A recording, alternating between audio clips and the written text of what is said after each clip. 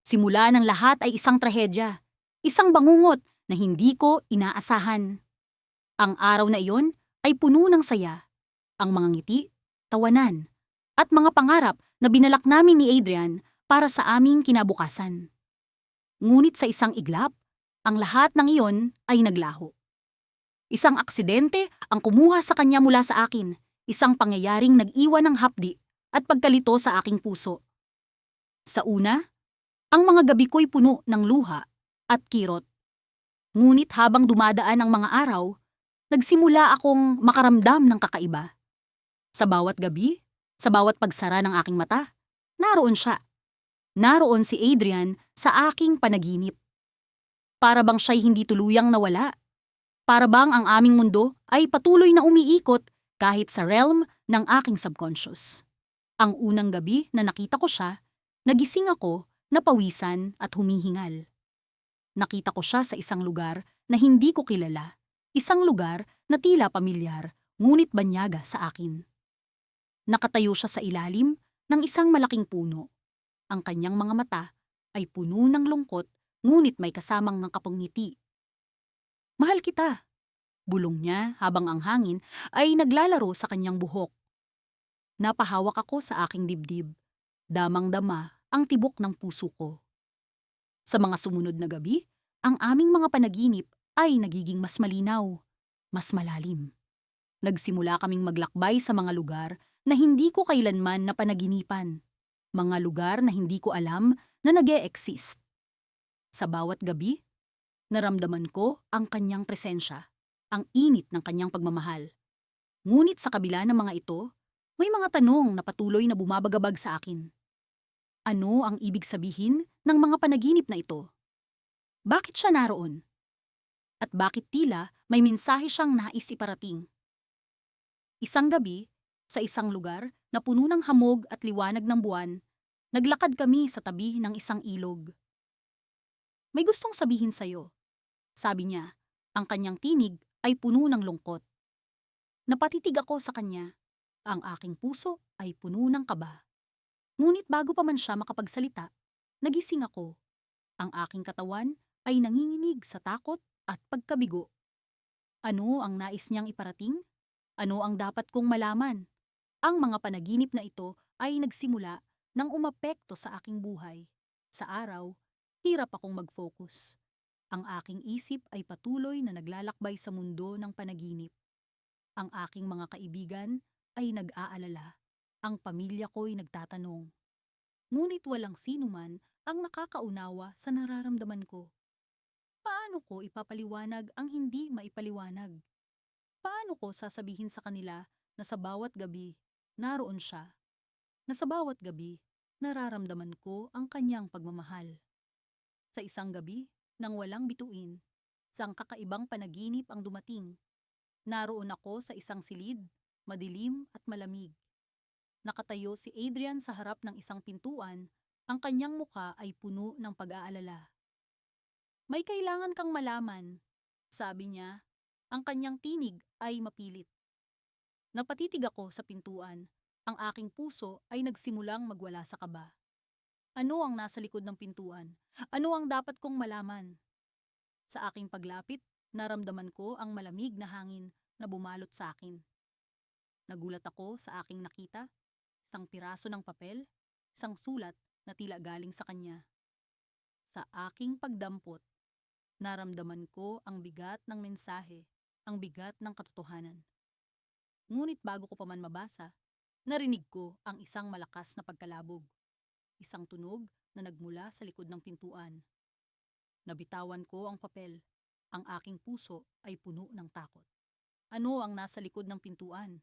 Ano ang mensahe ni Adrian? Sa paglingon ko, naramdaman ko ang malamig na presensya sa aking likuran. Isa itong misteryo, isang tanong na hindi ko alam kung paano sasagutin.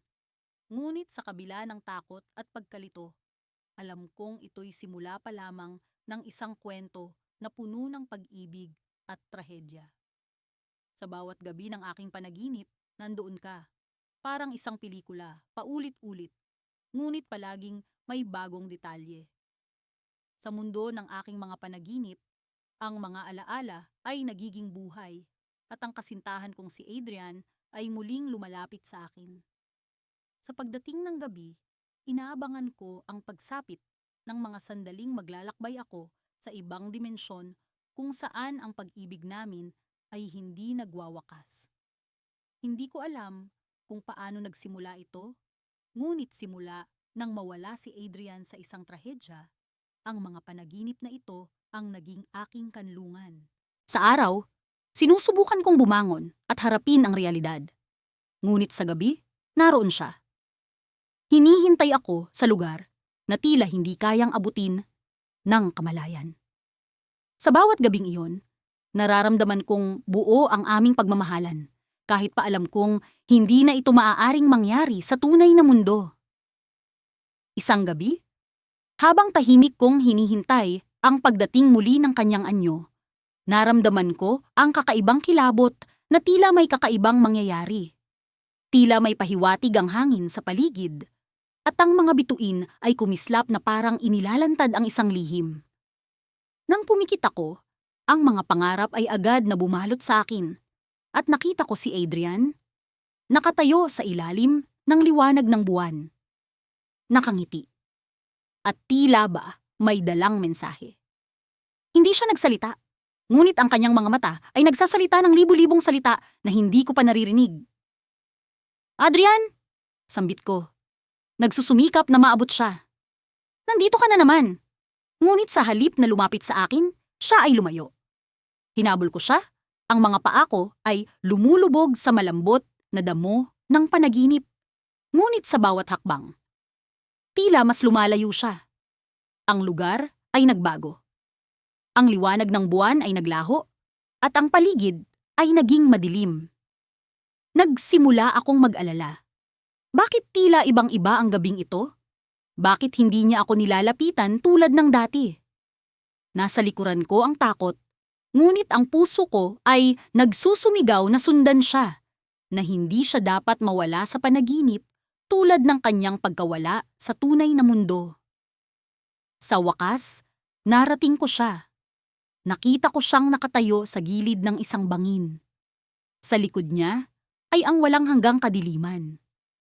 Ang hangin ay malamig, at ang pakiramdam ko ay parang may malalim na agos na nag-aanyaya sa akin na lumapit. "Adrian, ano ang ginagawa mo?" tanong ko, puno ng pag-aalala. "Pia," sagot niya, gamit ang pangalan kong palaging lumalabas mula sa kanyang mga labi na may pagmamahal. "May kailangan kang malaman." Ang kanyang boses ay puno ng lungkot, na tila ba may lihim siyang hindi maipahayag ng buo. Sa kabila ng kanyang pahayag, ang paligid ay nanatiling misteryoso, parang isang lambong na hindi ko kayang tanggalin. "Ano yun?" tanong ko, pilit na inuunawa ang kanyang sinasabi. Bawat gabi ng panaginip na ito ay may dahilan. Hindi ito basta-basta lamang, sabi niya, puno ng kakaibang determinasyon. Bago ko pa man maiproseso ang kanyang sinasabi, isang alon ng kawalan ang bumalot sa akin, at ang paligid ay biglang nagbago. Naramdaman ko ang malamig na hangin na bumabalot sa aking katawan, at ang bangin na nasa likuran ni Adrian ay tila ba humihila sa akin papalapit. "Adrian! Ano ang ibig mong sabihin?" sigaw ko, ngunit ang kanyang anyo ay unti-unting naglalaho, at ako ay tila ba nahuhulog sa kawalan. Nagising ako, hingal na hingal, at ang puso ko ay nakakabog sa kaba. Ang silid ko ay madilim, ngunit ang liwanag mula sa buwan ay tumatago sa bintana, nagbibigay ng kaunting liwanag sa paligid. Nagsimula akong mag-isip, ano ang sinasabi ni Adrian sa panaginip? Ano ang ibig sabihin ng kanyang babala? Ang gabi ay nag-iwan ng misteryo na hindi ko kayang maunawaan. Ngunit alam kong may mas malalim na kahulugan ang bawat gabing kasama siya sa panaginip. Habang nakahiga ako, pilit na iniisip ang mga nangyari. Napansin ko ang isang bagay na hindi ko inaasahan. Sa tabi ng kama, isang piraso ng papel ang nakalagay, tila ba lumitaw mula sa kung saan. Ang sulat kamay ay pamilyar. Kay Adrian. May kailangan kang malaman, Pia. Hanapin mo ang sagot sa mga panaginip. Nakasulat doon. Sa kabila ng pagkalito, alam ko na hindi ito maaaring magmula sa akin. Ang piraso ng papel ay nag-iwan ng tanong na bumabalot sa aking isipan at naramdaman ko ang pagdating ng isang bagay na higit pa sa simpleng mga panaginip. Ano ang tunay na mensahe ni Adrian at paano nagsimula ang lahat ng ito? Sa bawat gabi ng panaginip, nandoon siya. Ngunit ngayon, alam kong may mas malalim na kwento ang kailangan kong tuklasin. Sa bawat gabi ng panaginip, nandoon ka sa bawat pagdampi ng dilim, hindi ko maiwasang hindi mapalitan ng kakaibang pananabik ang aking kalungkutan. Sa kabila ng trahedyang bumalot sa aming buhay, kung saan ang aking pusong nagmamahal ay naiwang wasak at nag-iisa, ang gabi ay nagiging daan upang makasama ko siyang muli.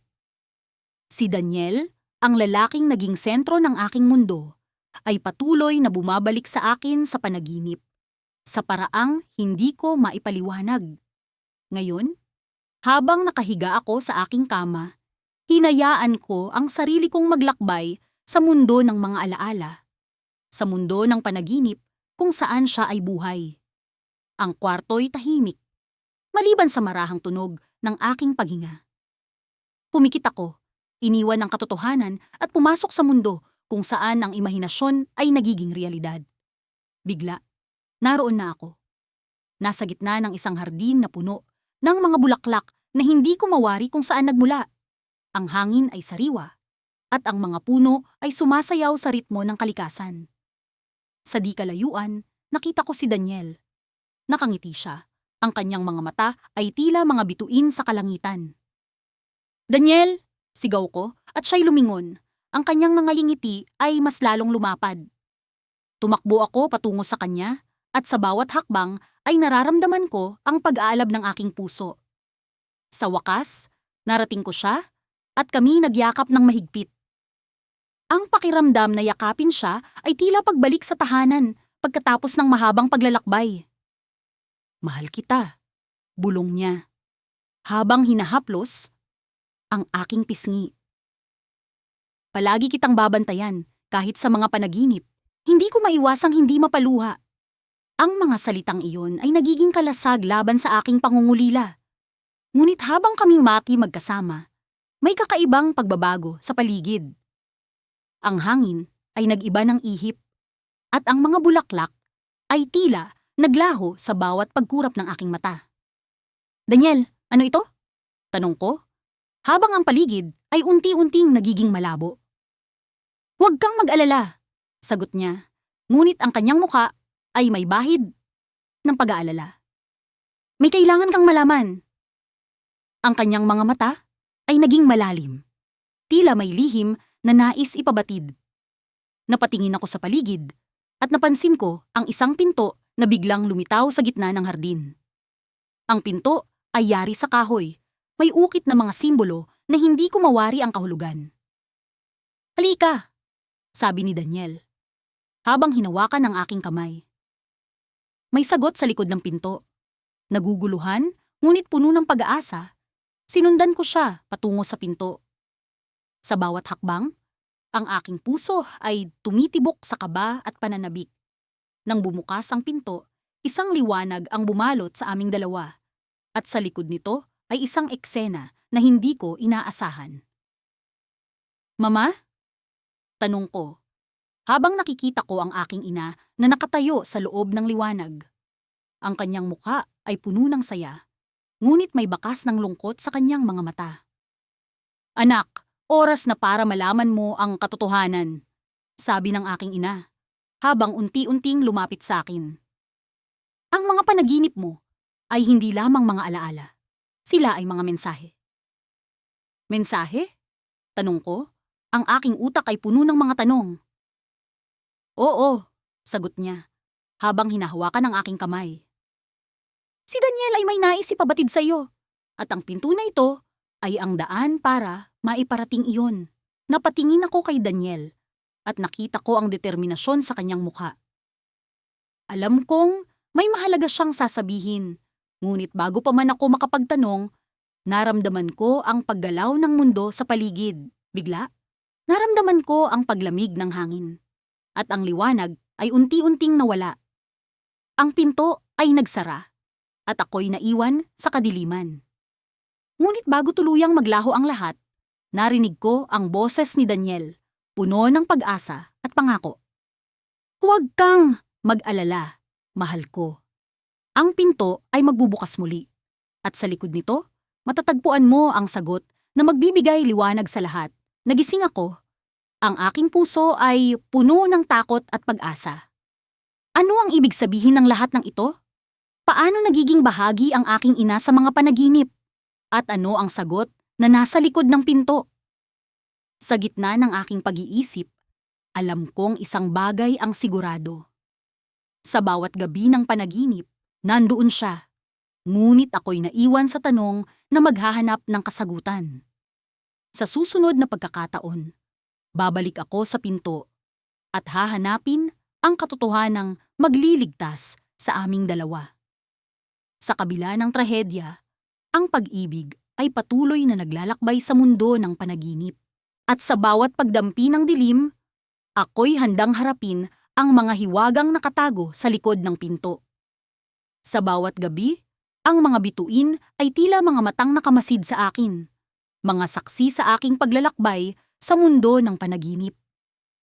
Sa mundong iyon, ang mga alaala ng nakaraan ay nabubuhay muli, at ang presensya ni Daniel ay nararamdaman ko sa bawat sulok. Sa panaginip, siya'y nandiyan, malambot ang kanyang ngiti, mainit ang kanyang yakap, at puno ng pagmamahal ang kanyang mga mata. Ngunit sa paggising, ang kawalan ay muling bumabalot sa akin. Isang gabi, matapos ang isang mahaba at malungkot na araw sa opisina, naisip kong baka ang mga panaginip na ito ay hindi lamang mga alaala, kundi isang paraan para sa akin na makahanap ng kasagutan sa trahedya ng kanyang pagkawala. Pumasok ako sa kama, puno ng pag-asa na makikita ko siyang muli. Ang pagtulog ay naging isang ritual ng pag-asa at pangungulila, isang pagkakataong makasama si Daniel kahit sa loob lamang ng ilang oras. Sa panaginip, nakita ko ang sarili ko sa isang kakahuyan. Ang mga puno ay matataas at ang hangin ay malamig. Naramdaman ko ang presensya ni Daniel, ngunit hindi ko siya makita. Daniel! Sigaw ko, umaasa na lalabas siya mula sa likod ng puno. Walang sagot. Ang katahimikan ng lugar ay bumalot sa akin, at sa kabila ng takot, nagpatuloy ako sa paglakad. Sa gitna ng kakahuyan, natagpuan ko ang isang maliit na bahay na kahoy.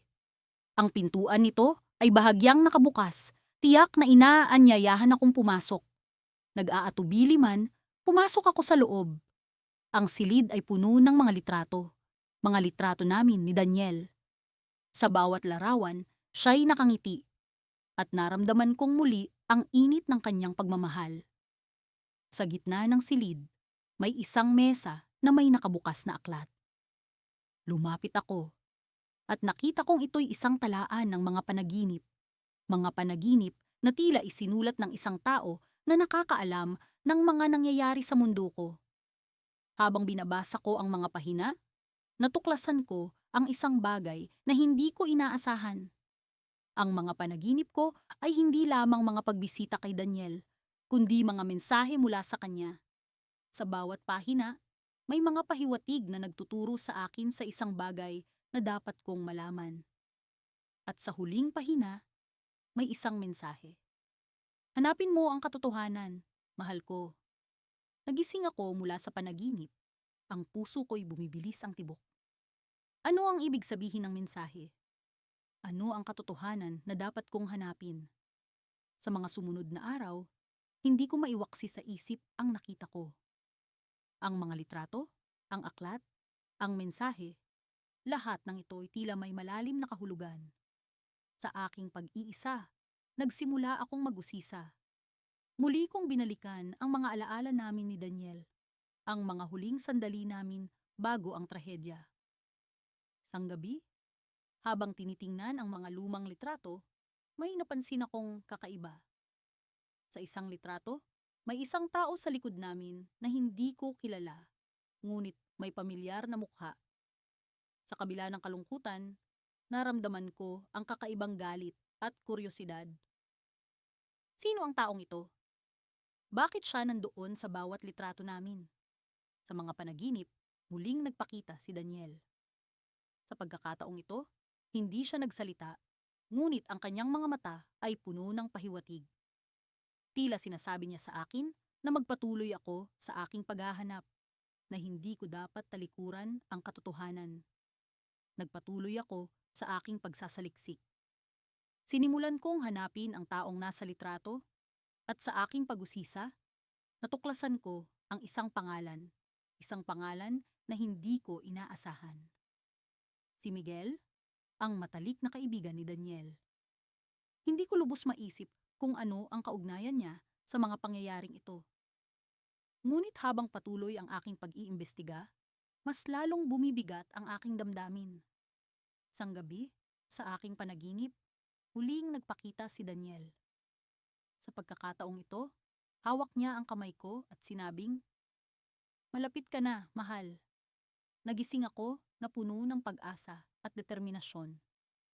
Alam ko na kahit gaano kahirap, kailangan kong tuklasin ang katotohanan. Ang mga pahiwatig ni Daniel sa panaginip ay hindi ko maaaring balewalain. Ngunit sa bawat hakbang ko patungo sa katotohanan, nararamdaman ko ang panganib na tila bumabalot sa akin. Sa kabila ng takot, alam kong hindi ko dapat talikuran ang aking paghahanap. Hanggang sa isang araw, natuklasan ko ang isang lihim na nagbigay ng bagong liwanag sa mga pangyayari. Sa huling pag-uusap namin ni Daniel, bago ang trahedya, may sinabi siya na tila hindi ko naintindihan noong una. "May mga bagay na kailangan mong malaman," wika niya, ngunit ang kanyang mga mata ay puno ng alinlangan. Ngayon, sa mga panaginip, sinasabi niya ang parehong bagay. At sa pagkakatuklas ko sa koneksyon ni Miguel sa kanyang pagkawala, alam kong ang katotohanan ay malapit nang lumabas. Ngunit ang tanong, ano ang mangyayari kapag natuklasan ko ito? Sa bawat gabi, ang mga panaginip ay tila naging tahanan ng aking puso, isang silungan kung saan ang pagmamahal ni Daniel ay muling nabubuhay. Sa mga sandaling ito, ang malamlam na liwanag ng buwan ay nagiging saksi sa aming mga lihim na pag-uusap, mga yakap na puno ng init, at mga halakak na umaalingaw-ngaw sa kawalan. Ngunit sa kabila ng kaligayahan, may kung anong bumabagabag sa aking kalooban. Parang may mensaheng nais iparating si Daniel at nagiging mas malinaw ito sa bawat panaginip. Isang gabi, naglalakad kami sa paborito naming dalampasigan. Ang mga buhangin ay malamig sa ilalim ng aming mga paa. Ang dagat ay tahimik. Ang mga alon ay marahang bumubulong ng kanilang mga lihim sa amin. Hinawakan niya ang aking kamay tulad ng dati, ngunit may kakaibang init sa kanyang haplos. Puno ng pag-aalala ang kanyang mga mata, at may hindi maipaliwanag na lungkot sa kanyang mga ngiti. "May nais akong sabihin sa'yo, pero hindi ko alam kung paano," bulong niya, habang ang hangin ay tila humahaplos sa aking pisngi. "Sabihin mo, Daniel. Alam mong makikinig ako." Sagot ko, pilit na itinatago ang kaba sa aking dibdib. Nais kong maunawaan ang kanyang pahiwatig. Nais kong maintindihan ang mensaheng pilit niyang ipinaparating. Ngunit bago pa man makapagsalita si Daniel, nagising ako sa tunog ng ulan sa bubong ng aking kwarto. Ang mga patak ng ulan ay tila musika ng kalungkutan na nagpapaalala sa akin ng kawalan. Bumangon ako mula sa kama, ang puso ko'y tila sinasakal ng hindi maipaliwanag na pangamba. Sa likod ng aking isipan, ang mga pahiwatig ni Daniel ay tila mga misteryo na naghihintay ng kasagutan. Sa sumunod na gabi, sa panaginip, kami ay nasa parke kung saan kami unang nagkakilala. Ang mga dahon ng puno ay sumasayaw sa hangin, at ang mga bulaklak ay tila nakangiti sa amin. Umupo kami sa paborito naming bangko, kung saan madalas kaming nag-uusap ng walang humpay. Natatandaan mo ba noong una kitang nakita? Tanong niya. Ang kanyang tinig ay puno ng lambing. Tumango ako. Ang alaala ng unang araw na iyon ay parang kahapon lamang. Alam mo ba kung bakit kita hinintay sa parke na yon? Tanong niya. At ang kanyang mga mata ay tila nangungusap ng mga lihim. Hindi ko alam ang sagot. Hindi ko alam kung ano ang kahulugan ng kanyang mga salita. Ngunit bago ko pa man maitanong, nagising na naman ako. At ang panaginip ay naglaho na parang bula. Bawat gabi naging palaisipan. Bawat panaginip ay tila isang piraso ng puzzle na hindi ko maipagtagpi. Ang mga pahiwatig ni Daniel ay nagiging mas malinaw, ngunit mas mahirap unawain. Nais kong malaman, nais kong maunawaan. Ngunit tila may isang bahagi ng aking puso ang natatakot sa magiging kasagutan. Isang gabi, sa panaginip, kami ay nasa ilalim ng isang puno ng cherry blossom. Ang mga bulaklak ay bumabagsak na parang ulan, at ang mga kulay rosas ay nagiging simbolo ng aming pag-ibig. Ngunit may kakaiba sa paligid. Ang hangin ay puno ng isang di maipaliwanag na enerhiya, at ang mga bulaklak ay tila nagsasalita ng kanilang sariling wika. May oras na kailangan mong bumitaw para masumpungan mo ang tunay na liwanag, sabi ni Daniel. Ang kanyang tinig ay puno ng lungkot at pag-asa. Ang kanyang mga salita ay nag-iwan ng marka sa aking puso, isang katanungan na nagbabaga sa aking isipan. Ano ang ibig niyang sabihin? Ano ang hinihintay na liwanag? Hindi pa man ako nakakasagot. Nagising ako. Ang mga bulaklak ay naglaho sa aking paningin. Nagpasya akong hanapin ang sagot. Sa pagkagising ko, bumalik ako sa parke kung saan kami unang nagkita. Ang mga dahon ay sumasayaw sa hangin, at ang mga bulaklak ay tila nakangiti sa akin. Umupo ako sa bangko, ang puso ko'y puno ng pag-asam. At doon, sa ilalim ng araw, natuklasan ko ang isang lihim na hindi ko inaasahan. Sa ilalim ng bangko, may isang kahon na puno ng mga alaala namin ni Daniel. Mga larawan, mga sulat, at isang diary na naglalaman ng kanyang mga huling salita. Sa likod ng isang larawan, may nakasulat. Ang tunay na liwanag ay ang pag-ibig na hindi mo kailanman makakalimutan. Hanapin mo ito. Sa paglipas ng mga araw, ang mga panaginip ay nagbago.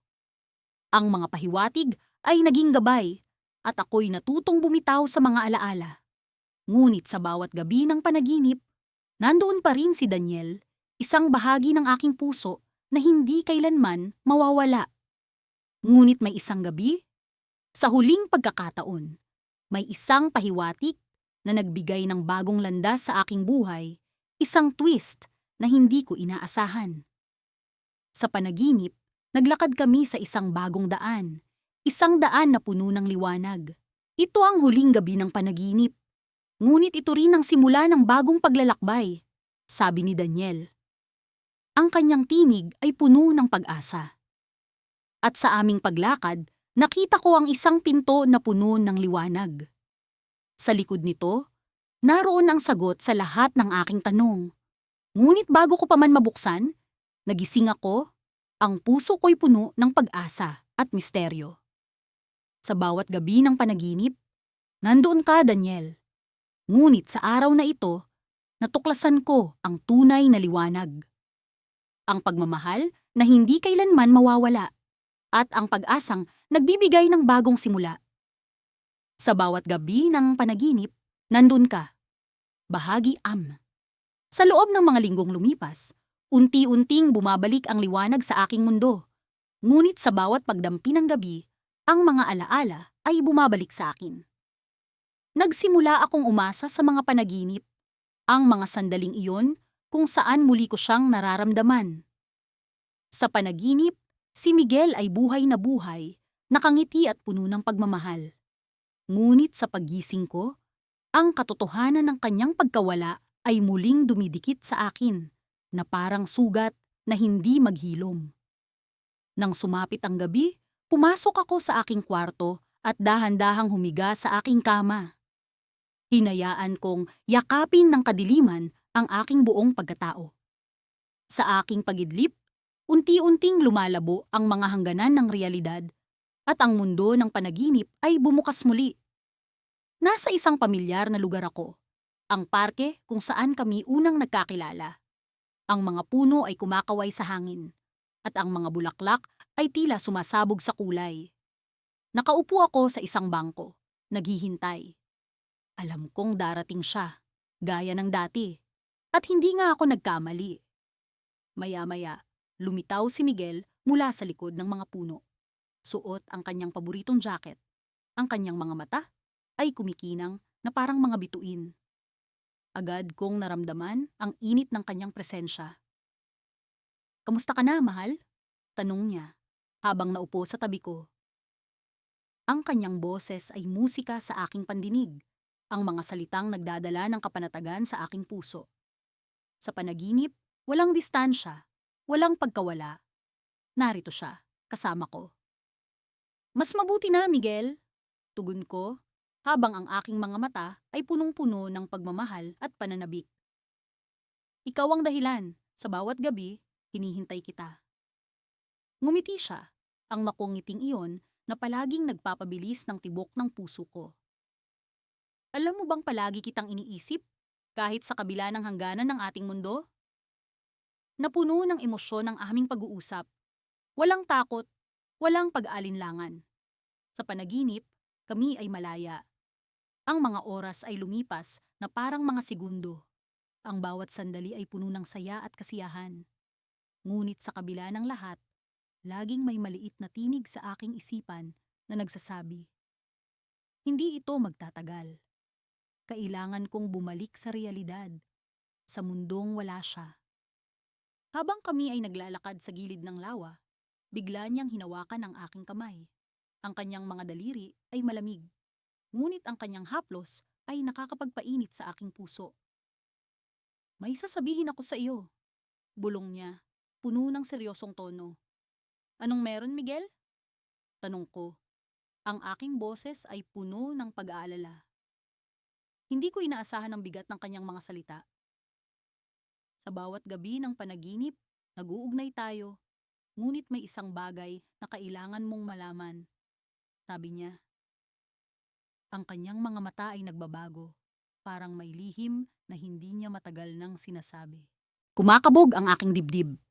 Nararamdaman ko ang tensyon ang pag-aalala na bumalot sa akin. "Ano iyon, Miguel?" "Mahal kita at palagi kitang mamahalin. Kahit sa kabila ng kamatayan." Simula niya, ang kanyang boses ay puno ng emosyon. "Ngunit may dahilan kung bakit palagi mo akong nakikita sa iyong mga panaginip." Napatigil ako. Ang kanyang mga salita ay parang mga sibat na tumama sa aking puso. Ano ang ibig niyang sabihin? Ano ang dahilan? Sa bawat gabi, sa bawat panaginip, palaging nandyan siya. Ngunit hindi ko kailanman inisip na may mas malalim na kahulugan ang aming mga pagkikita. "May isang bagay na kailangan mong gawin," patuloy niya. Ang kanyang mga mata ay tila umapoy sa determinasyon. "May isang lihim na dapat mong matuklasan upang makalaya tayo sa hangganan ng ating mga mundo." "Anong lihim, Miguel?" tanong ko. Ang aking isipan ay puno ng mga katanungan, mga pag-aalinlangan. Ngumiti siya, ngunit ang ngiti ay may halong lungkot.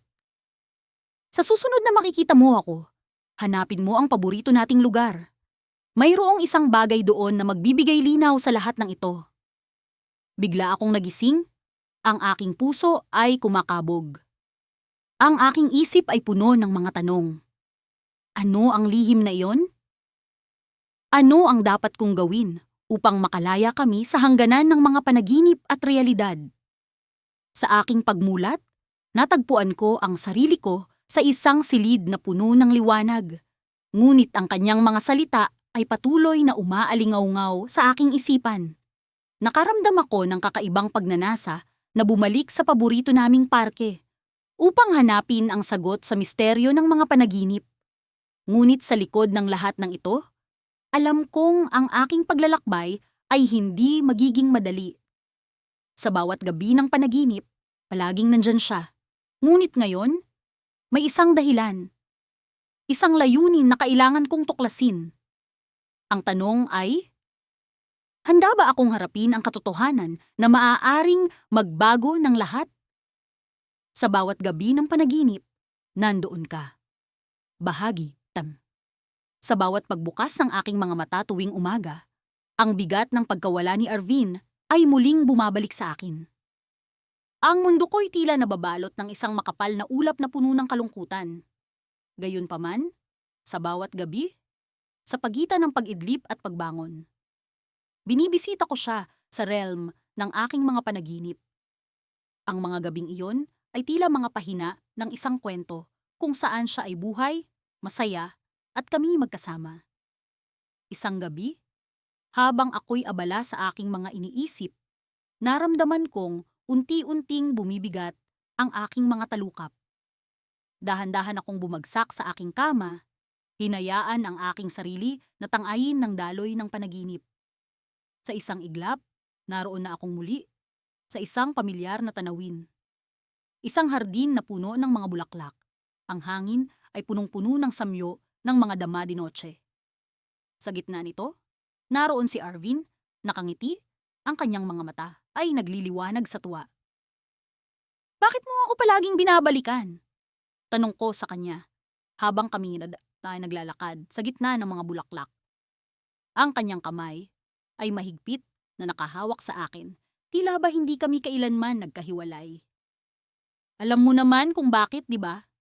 Sagot niya, habang binabalot ng kanyang tingin ang aking buong pagkatao. Hindi ko kayang iwan ka.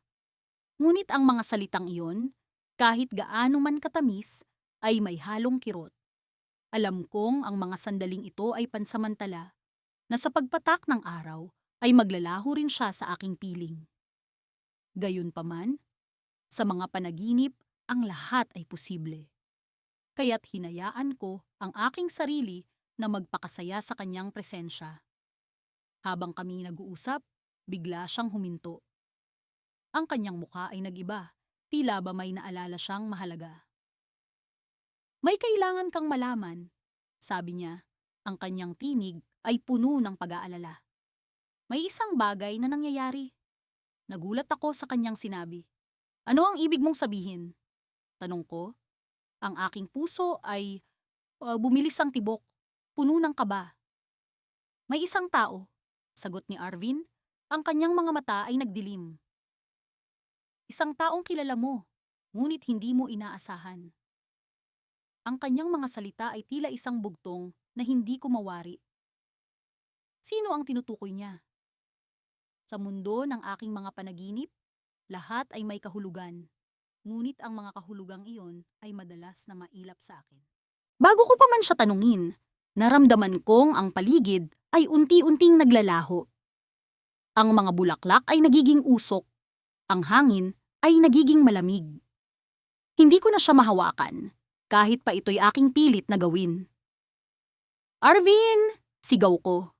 Ngunit ang kanyang imahe ay tuluyan ng naglaho. Iniwan akong nag-iisa, sa gitna ng isang walang laman na tanawin. Nagising akong humihingal, ang aking puso ay tila tumatakbo sa isang karera. Ang kanyang babala ay nag-iwan ng isang matinding damdamin sa akin. Sino ang tinutukoy niya? Ano ang dapat kong malaman? Sa mga sumunod na araw, patuloy akong iniisip ang sinabi ni Arvin. Sinubukan kong magtanong-tanong sa mga kaibigan, magmasid sa mga pangyayari sa paligid, ngunit wala akong makitang kakaiba. Ang lahat ay tila normal, ngunit ang aking puso ay patuloy na kinikilabutan sa ideya na may isang bagay na nakatago sa likod ng mga pangkaraniwang pangyayari.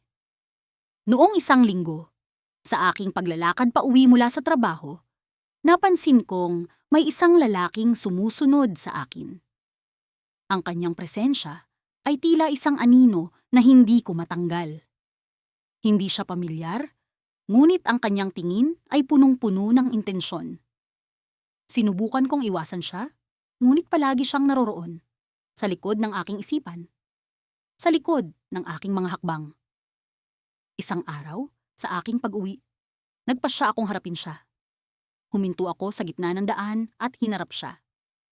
"Ano ang kailangan mo?" tanong ko. Ang aking tinig ay puno ng tapang kahit sa loob-loob ko'y takot na takot. Ngunit bago pa siya makasagot, ang kanyang mukha ay nagbago mula sa pagiging isang estranghero sa isang taong kilala ko. Isang taong hindi ko inaasahang makita. Ang kanyang mga mata ay puno ng lihim. Ang kanyang bibig ay nagbigay ng isang ngiti na puno ng kahulugan. "Matagal na kitang hinahanap," sabi niya. At sa sandaling iyon, naalala ko ang babala ni Arvin sa aking panaginip. Siya ang taong tinutukoy ni Arvin, isang misteryo na hindi ko naisip na bahagi ng aking realidad. Ngunit hindi ko pa rin alam kung ano ang kanyang layunin, kung bakit siya narito, at kung ano ang dala niyang lihim mula sa mundo ng aking mga panaginip. Ang gabi ay muling dumating, at sa bawat pagidlip ko, ang tanong ay patuloy na bumabalot sa aking isipan. Sino siya? Ano ang koneksyon niya sa akin? At sa bawat gabi ng panaginip, si Arvin ay naroon, palaging nagmamasid, palaging may sinasabi. Ngunit ang mga kasagutan ay patuloy na nagkukubli sa likod ng bawat tala ng gabi. Sa bawat gabi ng panaginip, nandoon ka sa bawat pagdampi ng gabi sa aking balat. Palaging naroon ang pag-asa na muli kitang makikita. Ang liwanag ng buwan ay tila sinadyang alagaan ang aking puso. Pinapawi ang takot na baka sa isang iglap ay hindi ka na muling magpakita sa aking mga panaginip. Sa mga sandaling ito, nararamdaman ko ang pagkilos ng oras sa mas mabagal na takbo, isang banayad na pag-alon ng kalungkutan at pag-asam. Muli, sa pagpatak ng oras, ako'y nahiga sa aking kama. Sinubukang iwasan ang ingay ng mundo sa labas. Ang hangin sa aking silid ay puno ng mga alaala. Ang mga bulong ng nakaraan ay tila naglalakbay sa bawat sulok. Sa pagtangan ko sa unan, unti-unti kong naramdaman ang pagdaloy ng antok. Isang malalim na paglalakbay patungo sa kabila ng kamalayan. Tamakta aking pagpasok sa mundo ng mga panaginip. Naramdaman ko ang kakaibang init ng iyong presensya. Ikaw ay naroon, nakatayo sa ilalim ng puno ng mga bituin. Ang ngiti mo'y nagtutuwid ng lahat ng baluktot sa aking puso. Ang iyong mga mata ay tila dalawang ilaw na naglalagos sa madilim na kalangitan, nagbibigay ng liwanag sa aking daan. Lumapit ka sa akin. Ang iyong mga hakbang ay puno ng kumpiyansa, at sa bawat paglapit mo, nararamdaman ko ang pagtibok ng aking puso, tila isang awit na nag-aantay sa iyong pagdating. "Kamusta ka na?" tanong mo sa akin. Ang iyong boses ay tila musika na bumabalot sa buong paligid. Matagal na tayong hindi nagkikita. Sa mga salitang iyon, ang mga alaala ng nakaraan ay nagbalik.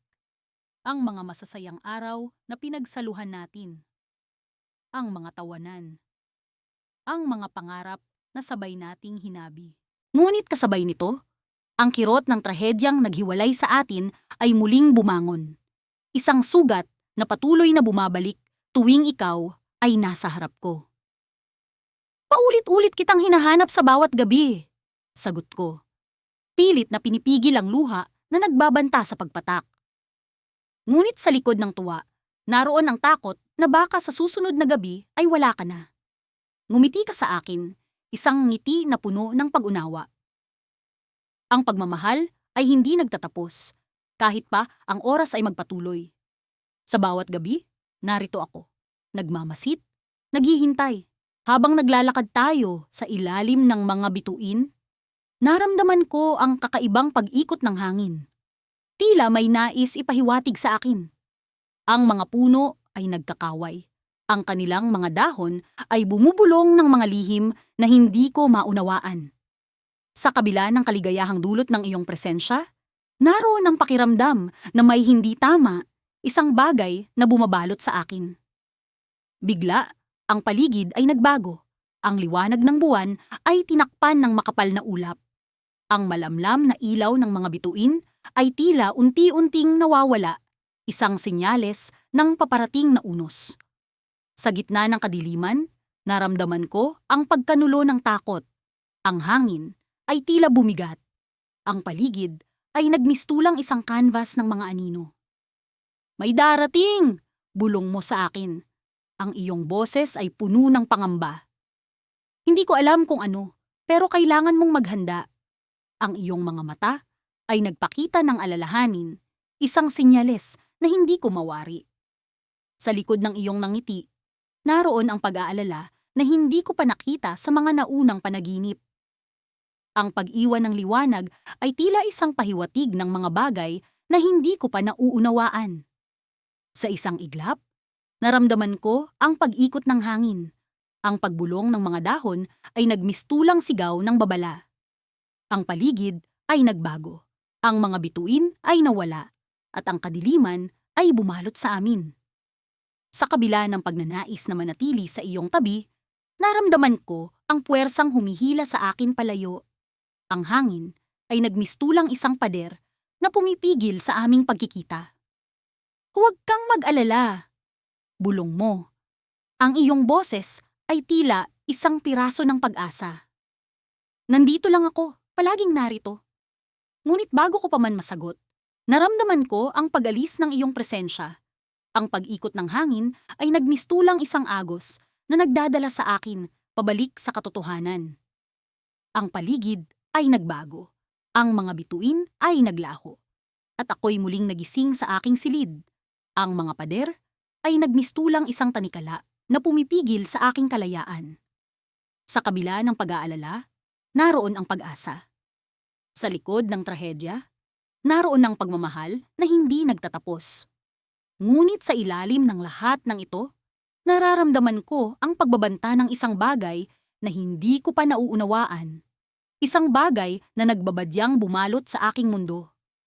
Sa bawat gabi ng panaginip, nandoon ka. Ngunit sa likod ng bawat gabi, nararamdaman ko ang pahiwatig ng paparating na unos. Muli kong sinubukang bumalik sa pagtulog, ngunit ang hangin ay puno ng mga tanong. Ang mga pader ay tila bumubulong ng mga lihim na hindi ko mawari. Sa likod ng bawat gabi ng panaginip, narito ang pag-asa. Ngunit sa likod nito, nararamdaman ko ang isang bagay na nagbabadyang bumalot sa aking mundo. Sa bawat gabi ng panaginip, nandoon ka. Ngunit sa likod ng bawat gabi, nararamdaman ko ang pahiwatig ng paparating na unos. Sa kabila ng lahat ng ito, alam kong sa bawat gabi, nandoon ka. Ngunit sa likod ng bawat gabi, nararamdaman ko ang pag-ikot ng hangin. Ang pahiwatig ng isang bagay na hindi ko pa nauunawaan. Sa bawat gabi ng panaginip, nandoon ka. Ngunit sa likod ng bawat gabi, nararamdaman ko ang pahiwatig ng paparating na unos. Sa bawat gabi, sa bawat pagsapit ng dilim, ang panaginip ko ay nagiging tagpuan namin ni Elias. Sa kabila ng trahedyang kumitil sa kanyang buhay, nananatiling buhay siya sa aking isipan, sa aking puso, at sa mundo ng aking mga panaginip. Sa gabi-gabing pagdalaw niya sa akin, nararamdaman ko ang hindi maipaliwanag na saya at kapayapaan, na para bang ang lahat ng sakit at pangungulila ay natutunaw sa kanyang presensya. Ngunit sa gabing ito, ang pakiramdam ay kakaiba. May kung anong bigat sa hangin na tila sumusubok lambungan ang aming tagpuan. Sa aking panaginip, naroon kami sa paborito naming parke, kung saan madalas kaming maglakad-lakad tuwing linggo ng umaga. Ang mga dahon ng puno ay waring sumasayaw sa ihip ng malamig na hangin. Ang paligid ay tila ba may mga anino na palaging nasa gilid ng aking paningin. Ngunit hindi ko mawari kung ano ang mga ito. Si Elias ay nakatayo sa gitna ng parke, nakasuot ng kanyang paboritong asul na polo. Ang kanyang mga mata ay kumikinang sa paraan na tanging siya lamang ang may kakayahang gawin.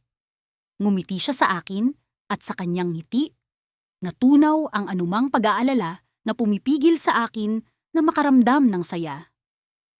Naalala mo ba nung una tayong nagpunta rito? Tanong niya, habang kami naglalakad sa kahabaan ng parke.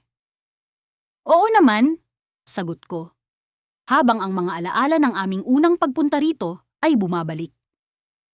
Hindi ko makakalimutan ang mga squirrel na nagtatakbuhan at ang hindi natin sinasadyang pag-aaway dahil sa kung ano ang mas masarap, hotdog o burger. Natawa siya at tumingin sa akin ng may pagmamahal.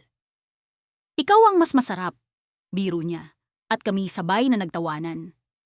Ngunit sa likod ng kanyang mga mata, nakita ko ang isang bagay na hindi ko mawari. Isang lungkot na hindi ko pa nakikita sa kanya noon. Sa gitna ng aming masayang usapan, hindi ko maiwasang itanong kung ano ang bumabagabag sa kanya. Elias, may problema ba? Tanong ko, puno ng pag-aalala.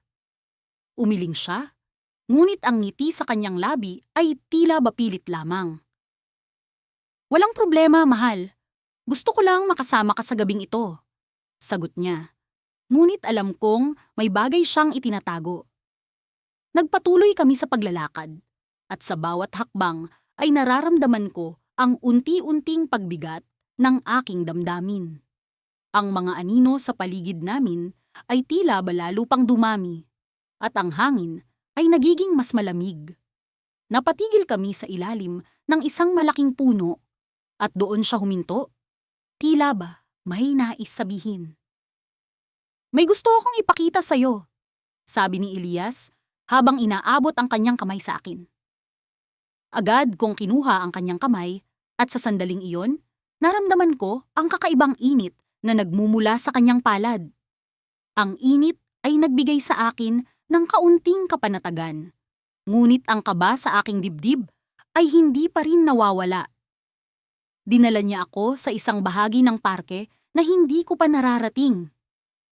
Isang lugar na puno ng mga bulaklak na hindi ko pa nakikita sa aming mga panaginip. Ang mga bulaklak ay kumikinang, at ang kanilang liwanag ay tila ba nagsasabing may hiwagang nagtatago sa likod ng bawat talulot. Elias, ano ito? Tanong ko, habang tinitingnan ang kagandahan ng mga bulaklak. Ngumiti siya ulit, ngunit ang kanyang mga mata ay puno ng kalungkutan. Ito ang lugar kung saan ko gustong magpaalam sa iyo, sagot niya. At sa sandaling iyon, naramdaman ko ang pagguho ng aking mundo. Magpaalam? Anong ibig mong sabihin? Tanong ko. Ang boses ko ay puno ng takot at hindi pag-unawa. Sa bawat gabi ng panaginip, nandito ako. Ngunit sa bawat araw, hindi ka na nagigising ng buo. Ang mga bulaklak na ito ay tanda ng bawat pagkakataon na dapat nang magpaalam. Kailangan mong bumalik, mahal. Kailangan mong magising. Hindi ko maintindihan ang kanyang sinasabi. Ang mga salita niya ay tila ba mga pagsabog na unti-unting sumisira sa aking puso. At sa gitna ng aking pagkalito, ang mga anino sa paligid ay naging mas malapit. Tila ba hinihigop ang liwanag sa aming paligid. Elias, hindi kita kayang iwan, sabi ko, ang aking mga mata ay nagsisimulang mapuno ng luha. Pero kailangan mo, mahal. Kailangan mong mabuhay, sagot niya. At sa sandaling iyon, naramdaman ko ang kanyang kamay na unti-unting nawawala mula sa akin. Sa pagigting ng aking damdamin, ang mga anino ay nagsimulang mag-anyong tao. At sa kanilang gitna, isang pamilyar na mukha ang lumitaw. Ang mukha ng doktor na nagligtas sa akin mula sa aksidente. Siya'y nagtatanong, handa ka na bang bumalik? Nagmakaawa ako kay Elias na huwag akong iwan. Ngunit ang kanyang nangiti ay nagbigay sa akin ng huling pag-asa. Sa bawat gabi ng panaginip, nandito ako. Ngunit ngayon, ikaw ang dapat magising. Sa sandaling iyon, ang liwanag ng mga bulaklak ay naglaho. At ang mundo ng aking panaginip ay naging madilim. Sa pagdilat ng aking mga mata, naramdaman ko ang init ng araw sa aking pisngi. Isang bagong umaga, isang bagong simula. Ngunit sa kabila ng lahat, Si Elias ay nananatiling buhay sa bawat gabi ng aking panaginip. Ang malamlam na liwanag ng buwan ay sumisilip sa pagitan ng mga ulap. Tila naglalaro sa akin habang ako'y nakahiga sa aking kama. Sa bawat gabi, hinahanap ko ang kanyang presensya sa aking mga panaginip. Siya, ang aking minamahal, na nawala sa isang trahedya na patuloy na bumabalot sa aking puso. Bawat pag-idlip ay nagdadala sa akin sa isang mundo kung saan ang kanyang mga mata ay nagniningning, ang kanyang nagtaampanyang ngiti ay buhay, at ang kanyang mga kamay ay tila abot kamay ko. Sa simula, ang mga panaginip na ito ay naging kanlungan ko, ang tanging paraan para makasama siya. Ngunit habang lumilipas ang mga araw, unti-unting nagbabago ang mga ito. May kakaibang kalungkutan na bumabalot sa bawat eksena, isang bagay na hindi ko maipaliwanag. Ngunit ngayong gabi, may kakaiba. Pagod na ang aking katawan at isipan, ngunit may kakaibang kapayapaan akong nararamdaman habang unti-unting bumabagsak ang aking mga talukap. Sa aking panaginip, binagtas ko ang isang pamilyar na daan. Ang daan patungo sa aming paboritong parke. Dati, pinupuntahan namin ito tuwing Sabado. Nagtatawanan, nag-uusap, at nag-iisip ng mga pangarap na para bang walang katapusan. Sa gitna ng parke, nakita ko siya. Nakaupo siya sa ilalim ng isang puno, nakatanaw sa malawak na kalangitan. Ang kanyang mga mata ay puno ng buhay, ang ngiti niya ay tila bumabalot sa akin ng init. "Nandito ka na naman," wika niya. Ang boses niya ay kasing lambing ng hangin ng gabi. Lumapit ako sa kanya, at sa bawat hakbang ay nararamdaman ko ang tibok ng aking puso. "Oo, nandito ako," sagot ko. Hindi maikakaila ang kasiyahan sa aking dibdib. Sa bawat pag-uusap namin sa panaginip, parang bumabalik ang bahagi ng sarili ko na nawala kasabay niya. Ngunit sa gabing ito, may kakaibang pakiramdam. Parang may bagay sa paligid na nagbabanta, isang anino sa gilid ng aking paningin na hindi ko matukoy. "May gusto akong sabihin sa'yo," sabi niya. Ang boses niya ay puno ng isang uri ng kaba na hindi ko pa naririnig. Naupo ako sa tabi niya. Ang damo ay malamig sa aking balat. "Ano yun?" tanong ko. Ang aking kamay ay kusang loob na nakahawak sa kanya. Ngunit ang init na inaasahan ko sa kanyang palad ay hindi ko naramdaman. Sa halip, may lamig na bumalot sa akin, isang pahiwatig na may mali. "Bawat gabi, sinusubukan kitang abutin," wika niya. "Ngunit hindi na ako ang taong kilala mo." Napakunot ang noo ko, hindi maipaliwanag ang nararamdaman. "Ano ang ibig mong sabihin?" Sa kanyang mga mata, nakita ko ang isang uri ng lungkot na bago sa akin. "May hangganan ng panaginip," sabi niya. Ang boses niya ay tila dumadagundong sa aking isipan. "At ang hangganan na iyon ay malapit ng abutin." Biglang nagbago ang paligid. Ang maliwanag na liwanag ng buwan ay naging mas madilim. Ang hangin ay nagsimula ng umihip ng mas malamig. Naramdaman ko ang pagkabahala, isang takot na hindi ko pa nararanasan sa kanyang presensya. "Ano ang mangyayari?" tanong ko. Ang mga kamay ko ay nanginginig habang hinahawakan ang kanya. Sa bawat gabi ng panaginip, unti-unting nawawala ang bahagi ko, wika niya. At sa kanyang mga salita ay naramdaman ko ang pagkabigat ng katotohanan. Hindi ko na kayang manatili. Napuno ng luha ang aking mga mata. Ang ideya na hindi ko na siya makikita, kahit sa panaginip man lang, ay hindi ko matanggap. "Hindi," bulong ko. Ang boses ko ay puno ng pighati. "Hindi mo ako pwedeng iwan." Ngunit sa kanyang nangiti ay nababakas ang isang uri ng pagtanggap. "Kailangan mong magpatuloy, mahal ko. Ang oras ko ay tapos na." Sa huling pagkakataon, niyakap ko siya. Ang pag-asang ang yakap na iyon ay magiging tulay sa aming mga kaluluwa.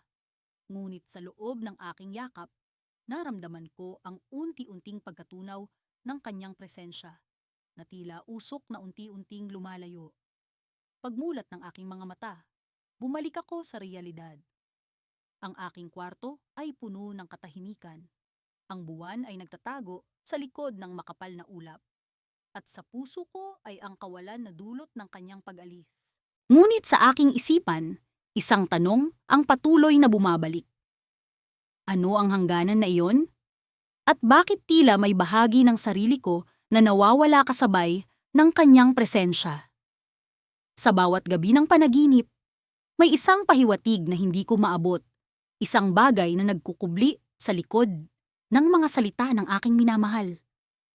At sa kabila ng lahat, alam kong may kailangan akong matuklasan, isang lihim na nagbibigay ng pag-asa na baka, isang araw, sa panaginip man o sa realidad, magkakaroon kami ng muling pagkakataon. Sa bawat gabi ng aking paglalakbay sa daigdig ng mga panaginip, palaging nandoon si Adrian. Ang kanyang mga mata ay puno ng liwanag na tila mga bituin sa madilim na kalangitan. Sa loob ng mga panaginip, walang bakas ng trahedya. Ang lahat ay perpekto, ang lahat ay kung paano ko nais na mangyari. Ngunit sa tuwing gigising ako, ang bigat ng katotohanan ay bumabalik, si Adrian ay wala na. Laging nagsisimula ang mga panaginip sa parehong lugar. Sa ilalim ng puno ng mangga sa likod ng aming lumang tahanan. Noon, sabay naming tinatanaw ang pagdapo ng mga ibon sa mga sanga, habang ang hangin ay binubuhat ang aming mga pangarap. Sa panaginip, naririnig ko ang kanyang tinig na puno ng pag-asa. Mahal, hindi kita iiwan. Ngunit sa isang iglap, nagbago ang lahat. Ang pangarap na tila walang katapusan ay nagkaroon ng kakaibang liko. Sa halip na ang karaniwang tagpo, nakita ko ang sariling anyo ko sa salamin. Naglalakad sa isang landas na hindi ko pa nakikita. Ang landas ay puno ng makakapal na hamog at mga anino. At sa dulo nito, naroon si Adrian, nakangiti. Ngunit may kung anong kakaiba sa kanyang mga mata. Nilapitan ko siya, at sa paglapit ko, ang paligid ay naging mas malinaw. Ang mga anino ay nagbago at naging mga hugis ng tao, mga taong nakilala ko, mga kaibigan at pamilya. Ngunit may isang hindi pamilyar na mukha. Isang matandang lalaki na may hawak na lumang aklat ang nakatayo sa likod ni Adrian. Ang kanyang mga mata ay puno ng wisdom at nang siya'y magsalita, ang kanyang tinig ay tila dumating mula sa ibang mundo. Ikaw ang susi, sabi ng matandang lalaki habang itinuturo ang aklat.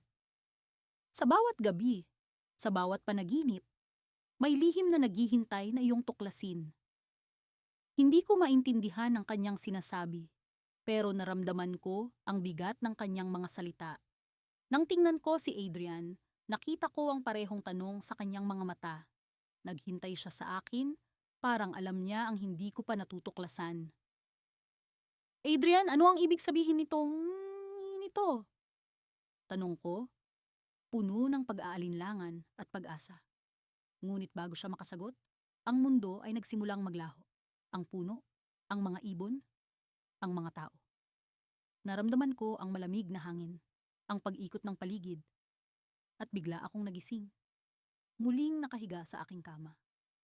Ang liwanag ng umaga ay sumisilip sa bintana, at ang tunog ng nagmamadaling lungsod ay bumalik sa aking pandinig. Habang nakahiga sa kama, ramdam ko pa rin ang presensya ni Adrian. Hindi na ito isang ordinaryong panaginip. May kung anong misteryo ang bumabalot sa bawat gabi, isang lihim na nag-uugnay sa amin kahit sa kabila ng trahedya. Ngunit ano ang susi? Ano ang lihim na ito? Sa buong araw, hindi mawaglit sa isip ko ang imahe ng matandang lalaki at ang kanyang lumang aklat. Sa aking pag-iisa, nagdesisyon akong bumalik sa aming lumang tahanan. Baka sakali, doon ko makikita ang kasagutan. Pagdating ko sa lugar, ramdam ko ang nostalgia sa bawat sulok.